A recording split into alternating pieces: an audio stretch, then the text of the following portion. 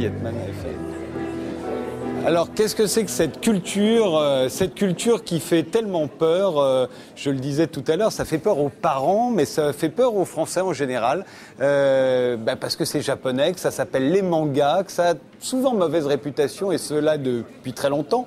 On leur reproche leur violence, en particulier. Et pourtant, aujourd'hui, les mangas envahissent la France, ils se répandent dans les films d'animation, évidemment, dans les bandes dessinées, bien sûr, puisque c'en est l'origine, mais aussi dans la mode, dans l'art contemporain, dans les clips. On en voit partout. Alors, pour parler des mangas, j'ai autour de moi Renaud Lemaire. Vous êtes, vous, un véritable auteur de mangas français. Il n'y en a pas encore beaucoup. Hein. Savin, alors j'ai beaucoup de mal à prononcer votre nom, je préfère que vous le disiez vous-même. Je n'arrive qu'à Eiffel, parce que je sais que vous êtes l'arrière-petit-fils de Gustave Eiffel. Mais comment est-ce qu'on prononce votre nom? Savin Yetman Eiffel. Savin Yetman Eiffel. Bonjour, alors vous faites des films d'animation. Oui. Hein. C'est vous qui avez fait le film, une série d'animation qui passe sur France 3 depuis avril. Tout à fait. Dites-moi le titre aussi, parce qu'il est en anglais. Oban, mais il y a aussi... Oban Star et Sœur. Voilà, l'héroïne s'appelle Molly. Tout à fait. François Bouc, vous êtes un auteur de bande dessinée très traditionnel, hein, très classique. Franco-européen. Voilà. Et Fabien Tillon, vous êtes un peu l'historien de la culture manga. Alors justement, puisque on va commencer par vous, c'est quoi un manga? Pourquoi c'est différent de la bande dessinée européenne?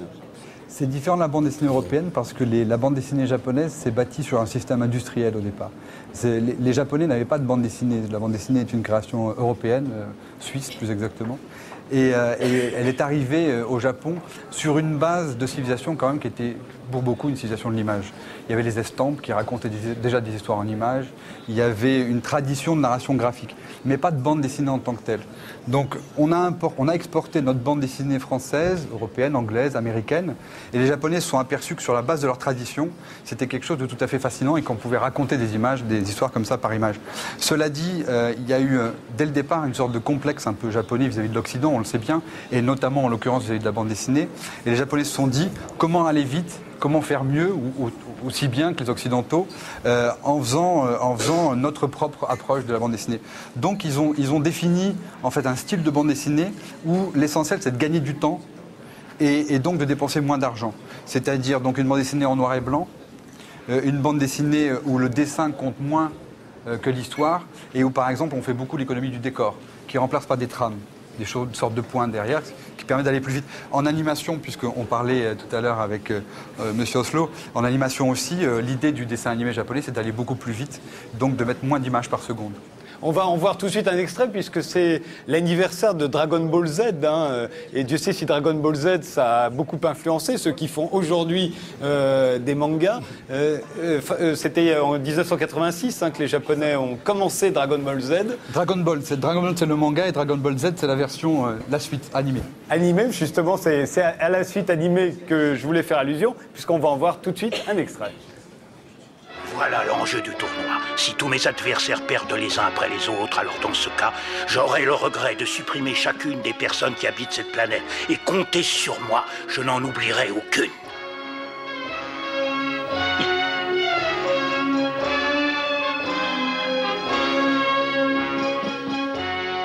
Quelle cruauté! Vous savez tout maintenant. Si vous pensez réellement être à la hauteur, venez participer à mon tournoi.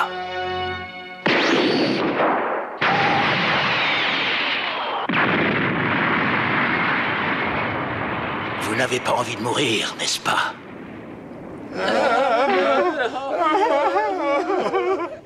À bientôt. Courage, les volontaires. Renaud Lemaire, vous regardiez Dragon Ball Z à la télévision? Ouais, carrément. De le voir, là, ça me fait bien plaisir. Ça me fait revenir à mes débuts. C'est toujours un plaisir. Alors pourquoi vous êtes un véritable auteur de manga, français, mais auteur de manga quand même. À partir du moment où vous dessinez, vous avez envie de faire de la bande dessinée. Pourquoi avoir eu envie de faire du manga et pas n'importe quel manga, puisque vous êtes l'auteur de Dreamland, c'est-à-dire c'est véritablement imprimé comme les mangas. C'est-à-dire qu'on va le regarder par là, donc par là. Et on le lit à l'envers, hein, comme les Japonais, c'est-à-dire de droite à gauche. Voilà. Hein. Et quel intérêt pour vous? Alors moi à la base de toute façon j'ai toujours dessiné, donc mes diverses influences ont toujours été le petit Spirou, Astérix. Bon, je suis la génération du Club Dorothée, donc à 3 ans, qu'est-ce qu'il y avait à la télé? Il y avait Goldorak, donc je pense que tous les dessinateurs, quand on est petit, on recopie ce qu'on aime, donc moi je savais pas que c'était japonais, je recopiais ce que je voyais, donc c'est sûr que mon trait est à la base influencé par le côté manga. Après, j'ai découvert donc justement ce format avec Dragon Ball, justement. À 16 ans, j'ai eu un manga dans les mains. Et là, ça a été pour moi une révélation parce qu'il y avait du 200 pages. Enfin, c'était une nouvelle voie narrative pour moi en tant qu'auteur. J'ai toujours raconté mes histoires depuis tout petit. Et donc là, ça m'a ouvert ça m'a vraiment donné envie d'écrire des histoires. Parce que comme on l'a dit, le manga est chapitré. Les Japonais s'étendent sur certaines choses. Enfin, on a de la place, on a de la page. Il y a beaucoup de... C'est très volumineux. Oui, voilà. Mais cette mise en page, le format est très important. C'est ce qui vous donne le découpage. Alors, pourquoi est-ce que ce format vous a plu au point de le reproduire, le format japonais, et carrément le sens de la lecture japonais? Alors, pour Dreamland, c'est tout simple. En fait, c'est le scénario qui m'a imposé le format, en fait. J'ai eu l'idée du scénario, de la base de ce que je voulais faire. Et quand j'ai réfléchi au tome 1, au final que je voulais que ça donne, le 45 pages franco-belge, c'était pas l'idéal pour ce que j'avais envie de raconter, les choses sur lesquelles je voulais m'attarder. Donc en fait, on va dire que c'est le scénario qui a influencé le format.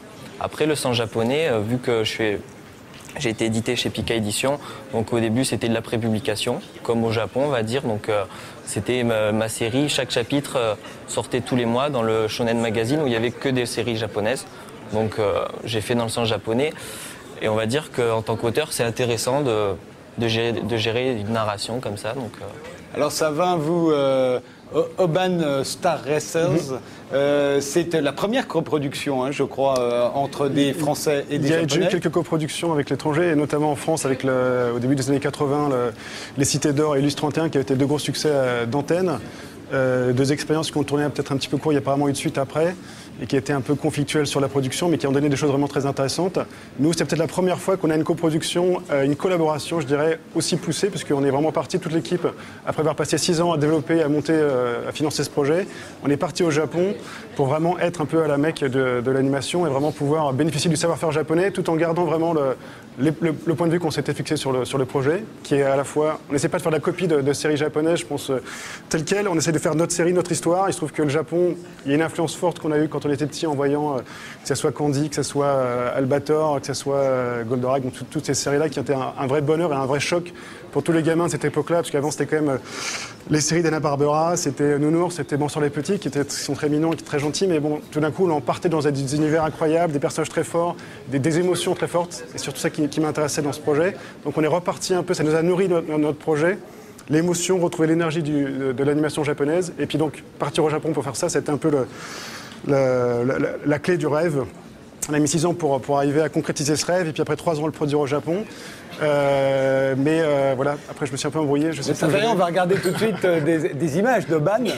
Vous me direz ce que vous en pensez après, Fabien, mais on va regarder tout de suite des images d'Oban. Ça passe sur... À ce niveau-là de collaboration, puisqu'on est allé au Japon et qu'on a travaillé ensuite avec des Japonais un peu à tous les niveaux, même si moi et Thomas Romain, nous sommes les réalisateurs, je suis le scénariste de tous les épisodes, donc on a vraiment le contrôle de la série, mais on a essayé de bénéficier de l'apport des Japonais à tous les niveaux, que ce soit la musique, que ce soit le design, et qu'il y ait une couche en plus par cette collaboration, de ce travail en commun qui soit fait. On regarde tout de suite un extrait, ça passe sur France 3 depuis avril, et puis aussi, évidemment, maintenant c'est en DVD, un extrait de Oban. Ou bientôt en DVD.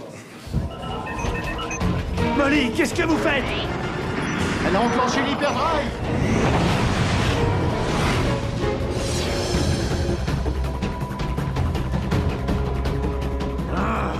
J'aurais dû m'en douter, cette fille veut ma mort.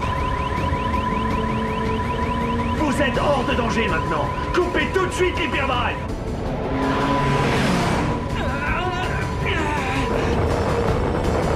Molly, ralentis. Pas encore, c'est trop tôt. On va la gagner, cette course.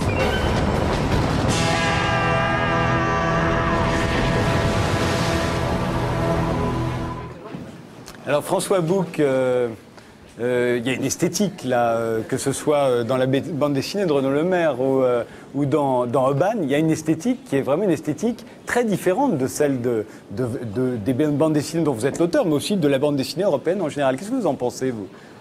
Cette esthétique, elle vient surtout du fait de l'artisanat japonais. Effectivement, la différence qu'il peut y avoir entre notre bande dessinée et la bande dessinée japonaise, c'est qu'elle est fabriquée en équipe.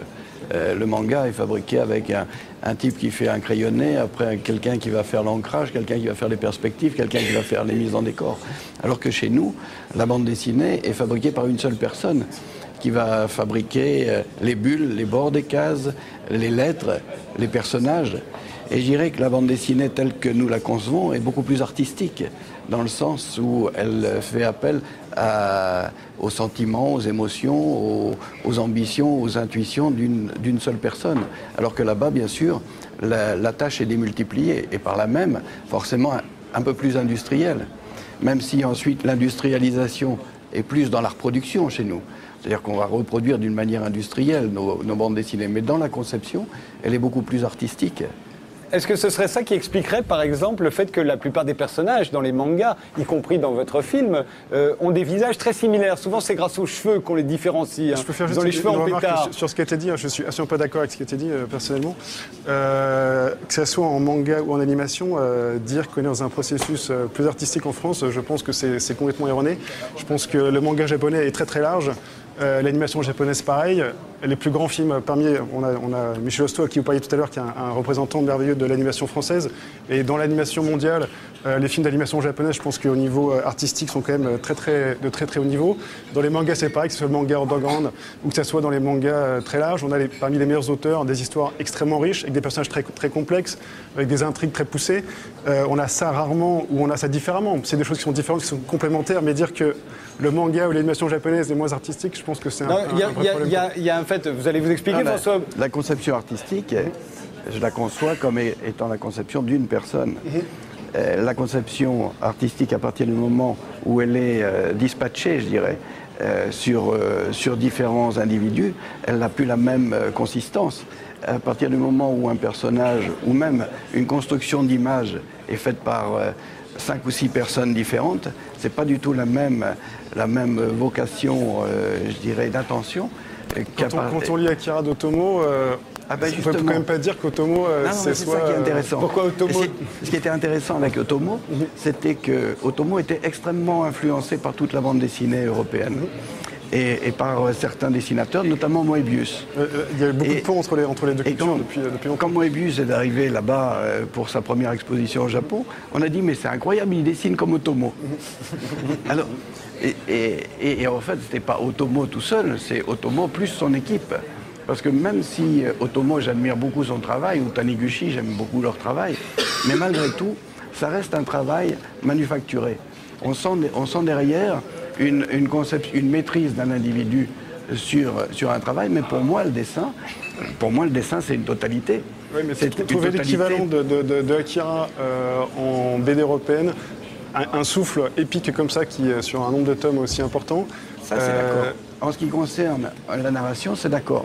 Mais en ce qui concerne le dessin, c'est pas d'accord. On se pose souvent aussi la question, pourquoi tant de gros plans dans les films d'animation? Pourquoi des arrêts sur image qui économisent, en fait? Il y a moins d'images, on dirait, dans un film d'animation japonais. C'est absolument pas une préoccupation. En tout cas, nous sur nos projets, sur des séries qui sont vraiment peu chères, il y en a qui sont fabriqués au Japon parfois sur des créneaux assez petits avec des distributions assez réduites. Nous, je sais que sur Urban, ça n'a jamais été... C'est vraiment, on fait notre board, on raconte notre histoire. Après, on peut trouver des systèmes parfois pour économiser un peu, mais franchement, c'est pas du tout dans notre travail à nous, en tout cas, un objectif. C'est vraiment la narration qui prime. Et quand je bosse avec les Japonais, des borders ou sur d'autres séries, je pense pas. Après, il faut trouver des moyens, parfois, si le budget est un peu réduit, de faire un peu moins de dessin, d'avoir quelques astuces un peu de fabrication. Mais c'est pas du tout quelque chose qui rentre en considération dans les choix artistiques, quoi. Fabien ? Je peux poser une question, Frédéric? Oui, juste. Alors, en fait, je voulais te poser la question. Le Walt Disney, ça t'a influencé ou pas du tout? Quand j'étais petit, j'ai beaucoup pleuré quand j'ai vu Bambi, ça m'a beaucoup traumatisé. Mais Bambi, c'est toujours présent dans ton travail ou pas? Il y a une époque où je pense que Disney a été quand même quelqu'un de... Et la société Disney a été une... Enfin, ils sont aussi des partenaires indirects de mon projet, donc je vais faire attention à ce que je dis, mais je dirais qu'au long métrage...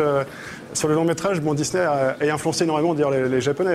Quand Osamu Tezuka commence à faire Astro Boy en 52 ou par là, c'est clairement, on dirait du Mickey quasiment au départ. Tout à fait. Non, mais ce que je veux dire, moi, ce qui me fascine avec qui me fascine avec le phénomène manga à l'heure actuelle, c'est que pour toute une génération, celle qui effectivement a regardé Ken le Survivant, Goldorak quand ils étaient petits, en fait, on est en train de changer de mythologie populaire.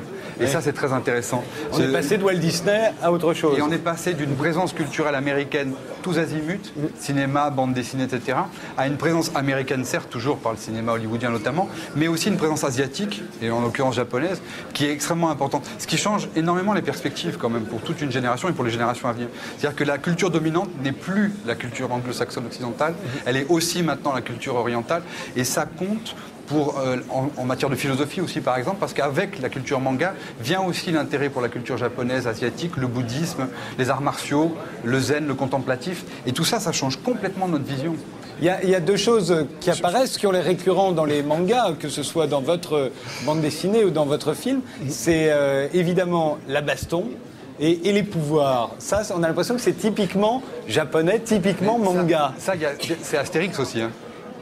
Quand Uderzo et Goscinny font Astérix, c'est un gros qui tape et un petit malin, des bagarres et un festin à la fin. C'est vrai qu'ils ont des pouvoirs grâce à la potion magique. Évidemment, ou sauf ceux qui sont tombés dedans. Je rebondis là-dessus. Moi, personnellement, ce qui m'a vraiment marqué quand j'étais petit, quand j'étais môme et que j'étais gamin et que je me suis pris ça en pleine tête, et que ça m'a, je pense, ouvert des portes énormes intérieurement au niveau imaginaire, au niveau qui m'a aidé à grandir, je pense, énormément, donc à la fin des années 70. C'est pas tant l'univers, les robots, etc., qui sont à la fois un truc vraiment super et très excitant, mais c'est vraiment l'émotion. Là même sur Urban, on a pris un extrait là, de course qui fait partie de la série, qui est très visuelle, mais vraiment la partie très importante aussi d'Urban, c'est une histoire d'amour entre un père entre une fille qui a été abandonnée par son père, qui essaie de le retrouver et de regagner son amour. Donc ça, c'est vraiment important, et dans toutes les séries japonaises, même les plus simples, l'émotion, la charge d'émotion, elle est là, elle est présente, que ça soit, on a vu comme en France, on a vu Heidi, Takahata, donc ça c'est, je veux dire, des choses super simples. Il n'y a pas de robot, il n'y a pas de science-fiction, mais une violence des sentiments. Je disais tout à l'heure, souvent c'est la violence des mangas qui inquiète en particulier les parents. Il y a aussi une violence des sentiments. Mais je pense que la violence des mangas qui inquiète les parents, c'est tout simplement aussi parce que pour les Japonais comprennent parfaitement que c'est faux. C'est pas du rouge, c'est pas du sang, c'est du rouge. C'est pas de la violence, c'est de l'opéra, c'est du graphisme. Et nous, quelque part, on est moins sophistiqués que les Japonais.